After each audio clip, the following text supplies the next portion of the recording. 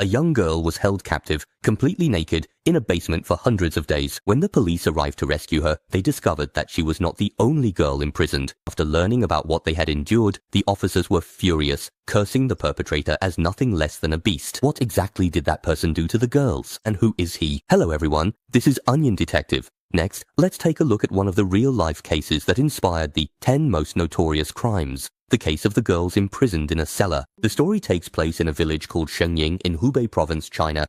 The people here live the simplest of lives, working at sunrise and resting at sunset. Everyone is kind-hearted and uncomplicated. Yet in such a pure place, a filthy demon was hiding.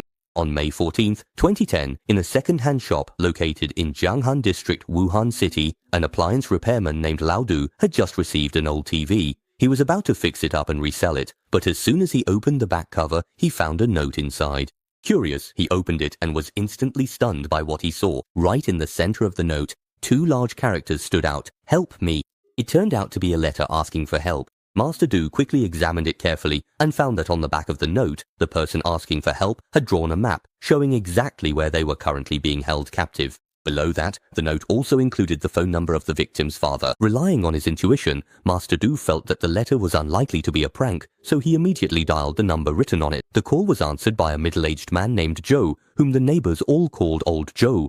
When he learned about the letter asking for help, his spirits were instantly lifted because his daughter had indeed gone missing a year ago, and despite searching for a long time, there had been no news. Now, having received news of his daughter again, he was so excited that tears streamed down his face. He kept thanking Master Du over and over. However, when Master Du mentioned the address described in the letter, Old Joe suddenly became furious. He called Master Du a fraud and immediately hung up the phone. It turned out that the address described in the letter was actually Old Joe's own home. His daughter had supposedly been kidnapped to his own house. This was simply unbelievable. That's why Old Joe was so furious. But what he didn't know was that Master Du hadn't lied. Master Du had indeed followed the address described in the letter. So what on earth was going on? Could there be more to this case than meets the eye? Master Du didn't give up. Following the principle of better safe than sorry, he called the police. The police took the matter seriously and immediately launched an investigation. They discovered that the address in the letter was actually not Old Joe's house, but his neighbor, Zheng Baoqiang's home. Because the 2 houses were next to each other, less than 200 meters apart, Master Du, who wasn't a local, had made a mistake. After clarifying the situation, the police didn't waste a second and immediately went to Zheng Baoqiang's house, the neighbor.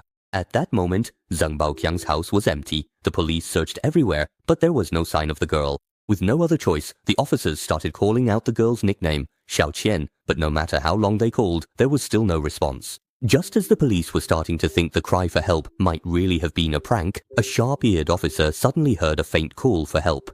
Following the sound, they discovered a deeply hidden cellar. The police carefully made their way into the pitch-black underground space. As they reached the depths, a heartbreaking scene suddenly unfolded before their eyes. Besides the 19-year-old Xiao Qian, there was actually another young woman imprisoned here as well. Both of them were tightly chained and completely naked.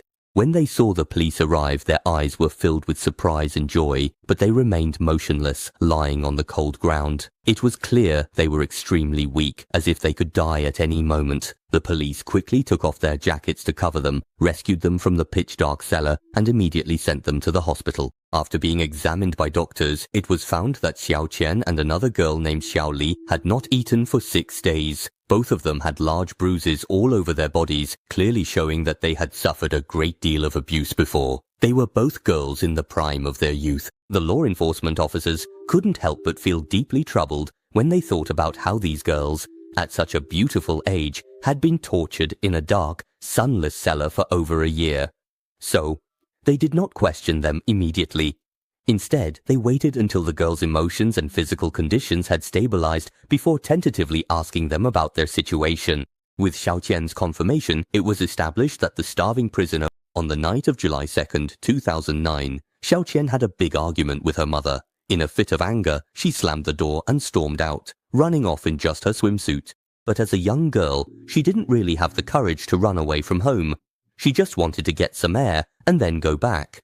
Little did she know, at that very moment, she had already caught the attention of a demon. Zheng Baoqiang quietly hid behind Xiao Qian, carefully sizing her up, not missing a single detail from head to toe. Finally, he licked his lips, took out a hemp rope, and began to approach Xiao Qian step by step. Meanwhile, Xiaoqian was still sulking, her mind filled with the argument she just had with her mother, completely unaware that someone was approaching from behind. At that moment, Zheng Baoqiang suddenly strangled Xiaoqian's neck with the rope, then dragged her into a small grove and assaulted her. But even then, he was not satisfied. In the end, he tied her up and dragged her all the way to his own house, where he threw her into the cellar and locked her inside. In the pitch-black cellar, Xiaoqian felt both helpless and terrified. At that moment, a girl sobbing suddenly came from nearby. It was Xiao Li. Her situation was even worse than Xiaoqian's. As early as September 16, 2008, which was 273 days ago, Xiao Li had already been captured and brought here by Zheng Baoqiang. Although Xiao Li had also tried to escape every time she was caught and brought back by Zheng Baoqiang, and each time she was caught, Zheng Baoqiang would treat her even more cruelly, even spraying chili water onto her wounds. Over time, Xiao Li no longer dared to run away. After all, she was just a little girl, and what she feared most were violent villains like this. During these 273 days, Xiao Li not only had to endure endless darkness and loneliness, but also had to suffer Zheng Baoqiang's abuse from time to time. Sometimes, even when she was sleeping, Zheng Baoqiang would drag her up to torment her, leaving indelible scars on her young heart, wounds that might never heal in her lifetime. After hearing about Xiao Li's ordeal, Xiaoqian became very frightened, worried that she might become the next Xiao Li, so she encouraged Xiao Li, hoping they could come up with a way to escape together. Xiao Li had long since had enough of this inhuman life. With Xiaoqian, her older sister, as her support, she regained the courage to try escaping again. So the two of them hit it off immediately and began planning their escape. But before they could put their plan into action, Zheng Baoqiang discovered their little scheme. He actually split the cellar in two and locked them up separately. Even so, this did not extinguish their desire to escape. They communicated through the wall, exchanging information and constantly searching for ways to escape. Although they endured inhuman treatment every day, at least they had each other. Whenever they were bullied by Zheng Baoqiang, they would encourage and comfort each other, always keeping a strong heart. They held on for nearly a year, and finally, a perfect opportunity to escape presented itself. In April 2010, after committing another act of violence, Zheng Baoqiang accidentally dropped a pen. Xiaoqian reacted quickly, hurriedly hiding the pen, and began waiting for the right moment. A month later, the opportunity finally came. That day, Zheng Baoqiang brought Xiaoqian a scallion pancake as food. Xiaoqian was secretly delighted because the scallion pancake was wrapped in a paper bag, which could be used as a note to write a plea for help. Finally, when Zheng Baoqiang wasn't paying attention, Xiaoqian quietly tore off a piece of the packaging, wrote down her father's phone number and Zheng Baoqiang's home address, then hid the note inside the scallion pancake and finally claimed that she was already full.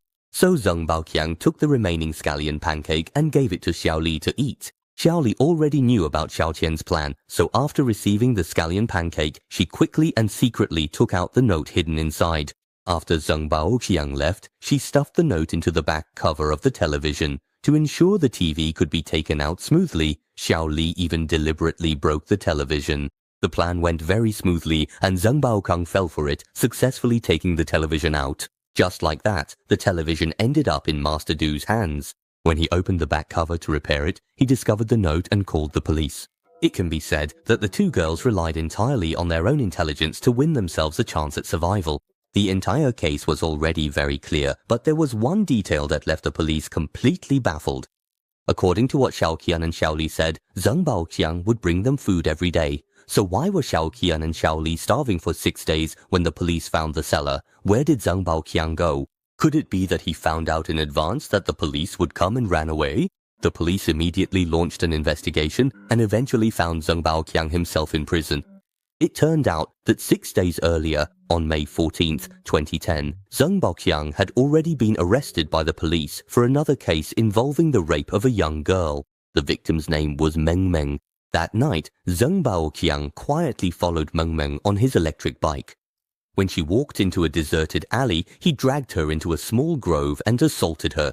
But this time, because Meng Meng resisted fiercely, Zheng Baoqiang accidentally left his employee meal card behind. So Meng Meng brought the meal card to the police station to report the crime, and the police quickly identified Zheng Baoqiang as the suspect. However, the police did not alert him. Instead, they pretended to suspect Zheng Baoqiang of drug use and asked him to come to the station to assist with an investigation. Zheng Baoqiang had no history of drug use, so he went to the police station without any hesitation. However, once he arrived at the station, the police immediately extracted